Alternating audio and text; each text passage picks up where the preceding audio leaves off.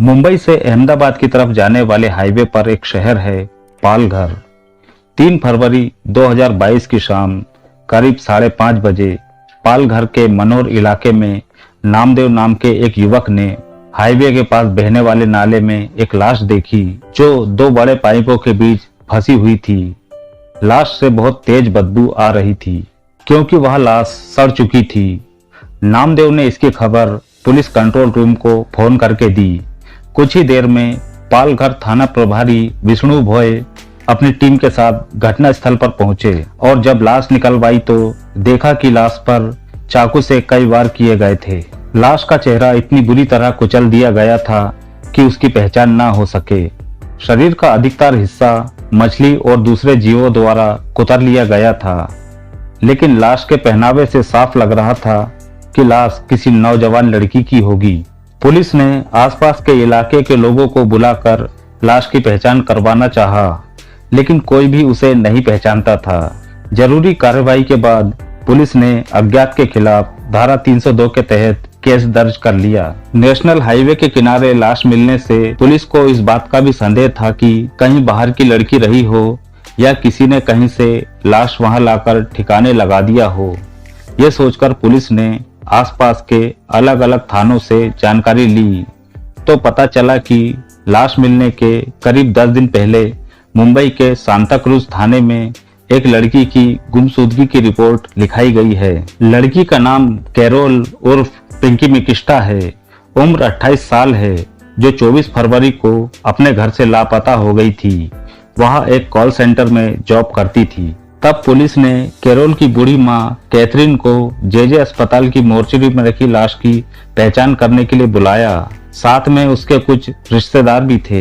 लाश इतनी ज्यादा सड़ चुकी थी कि परिवार वाले भी लाश को नहीं पहचान पा रहे थे, लेकिन मृतका कैरोल की मां कैथरीन ने लाश की कमर पर बने दिल और तितलियों के टैटू से पहचान कर ली कि लाश उसकी बेटी कैरोल की ही थी। लाश की पहचान हो जाने के बाद पुलिस के सामने चुनौती थी इस ब्लाइंड मर्डर केस को सुलझाने की। पुलिस ने कैथरीन से और पूछताछ की तो उसने बताया कि उसकी बेटी कैरोल का अफेयर पिछले 5 सालों से जीको मिकिस्टा नाम के 27 साल के एक लड़के से था। कैथरीन ने यह भी बताया कि कैरोल की हत्या जीको ने ही की है क्योंकि पिछले कुछ महीनों से उनका रिश्ता ठीक नहीं चल रहा था।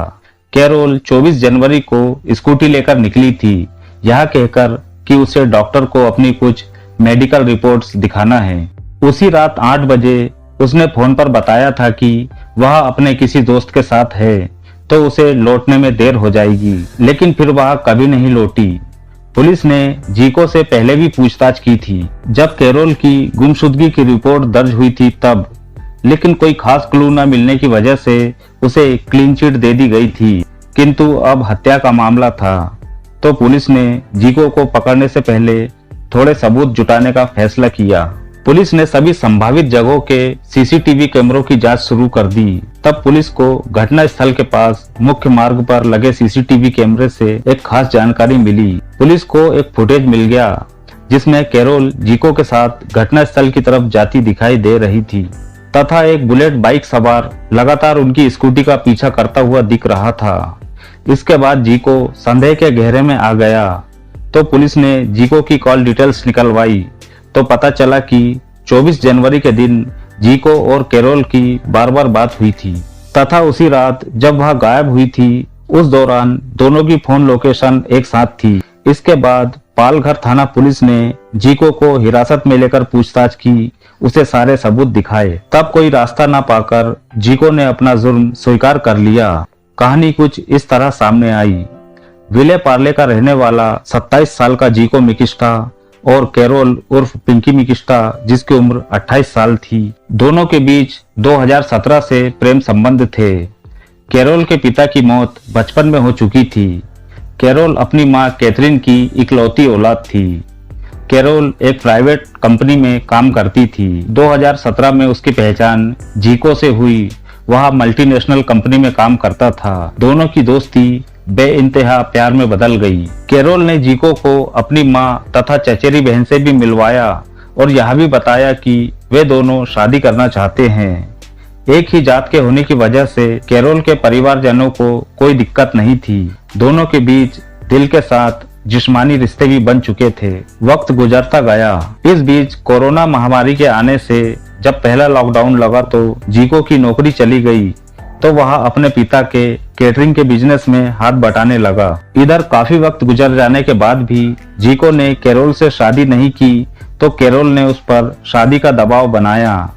तब जीको ने यह बात अपने माता पिता को बताई। परिवार वाले जीको की शादी अमीर घर में करना चाहते थे, तो उन्होंने इस शादी से मना कर दिया। परिवार की बात सुनकर जीको ने भी कैरोल से दूरियां बनाना शुरू कर दिया। जल्दी ही जीको का रिश्ता एक बड़े परिवार की लड़की से हो गया और वे दोनों गहरे प्यार में डूब गए। इधर जीको के बदले व्यवहार से कैरोल की समझ आ गया कि जीको उससे शादी नहीं करेगा। जब भी वह शादी की बात करती, जीको टाल देता था। इससे कैरोल उदास रहने लगी और एक दिन उसे पता चल ही गया कि जीको किसी और लड़की के साथ रिलेशन में है। कैरोल जीको को खोना नहीं चाहती थी, इसलिए उसने जीको से कह दिया कि अगर वह किसी और लड़की से शादी करेगा तो वह शादी के नाम पर खिलवाड़ करने की शिकायत पुलिस से कर देगी। इसी डर से ना चाहते हुए भी जीको को कैरोल से मिलना जुलना पड़ता था। जब जीको के पास नौकरी थी तो वह कैरोल के हर महंगे शौक पूरे करता था, लेकिन अब उसकी जेब खाली थी। ऐसे में कैरोल उससे कुछ फरमाइश करती तो वह अपनी बेरोजगारी तथा मजबूरी कैरोल को बताता, लेकिन वह कुछ भी सुनने को तैयार नहीं होती। कैरोल की इसी आदत की वजह से जीको ने उससे छुटकारा पाने का प्लान बनाया। इसके तहत जीको ने कैरोल से ज्यादा बात करना शुरू कर दिया, जिससे उसे लगे कि जीको उसकी जिंदगी में दोबारा लौट आया है। कैरोल को भी खुशी हुई कि जीको उसकी जिंदगी में फिर से लौट आया है। फिर 24 जनवरी के दिन जीको ने फोन कर कैरोल से कहा कि वह उसे बहुत मिस कर रहा है और उसके साथ लॉन्ग ड्राइव पर जाना चाहता है। तय की हुई जगह पर कैरोल जीको से मिली तो उसे इस बात की भनक भी नहीं लगी कि जीको का एक दोस्त देवेंद्र बुलेट से उनकी स्कूटी का पीछा कर रहा है, जिसे जीको ने अपने प्लान में शामिल किया था। जीको ने कैरोल की स्कूटी खुद ड्राइव करते हुए उसे कई जगहों पर घुमाया और फिर लॉन्ग ड्राइव के बहाने उसे मुंबई अहमदाबाद हाईवे की तरफ ले गया। इस दौरान जब रात होने लगी तो कैरोल ने अपनी मां को फोन करके कहा था कि वह अपने एक दोस्त के साथ है, उसे आने में देर हो जाएगी। वही कैरोल का आखिरी फोन था। इधर पालघर में बाघोवा के पास एक नाले के किनारे हाईवे पर खड़े होकर जीको तथा कैरोल बात करने लगे। उस वक्त रात के 8 बज रहे थे। बातों बातों में फिर से शादी की बात निकल आई। जीको जिस काम को अंजाम देने आया था उसका वक्त अब आ चुका था। उसने चारों तरफ देखा, सब सुनसान था। तब उसने कैरोल का गला पकड़ लिया और दबाना शुरू कर दिया। लाख कोशिशों के बाद भी कैरोल खुद को जीको की पकड़ से छुड़ा ना सकी। थोड़ी ही देर में उसका शरीर ढीला पड़ गया। वहीं थोड़ी दूर छिपकर खड़ा जीको का दोस्त देवेंद्र उनके पास आया। साथ में वह केटरिंग में इस्तेमाल होने वाला चाकू भी लाया था। उसे शक था कि कैरोल अभी मरी नहीं है, तो उसने अपनी जेब से चाकू निकालकर कैरोल के शरीर में एक के बाद एक कई वार किए। वार इतनी जोर से किया गया था कि चाकू का हैंडल टूट गया था। चाकू का धारदार हिस्सा कैरोल के शरीर में ही रह गया था, तो देवेंद्र ने चाकू का हैंडल वही जंगल में फेंक दिया और एक पत्थर से कैरोल का चेहरा कुचलकर उसकी लाश को नाले में फेंक दिया था। इसके बाद कैरोल की स्कूटी और लैपटॉप लेकर देवेंद्र चला गया और देवेंद्र की बुलेट से जीको अपने घर आ गया।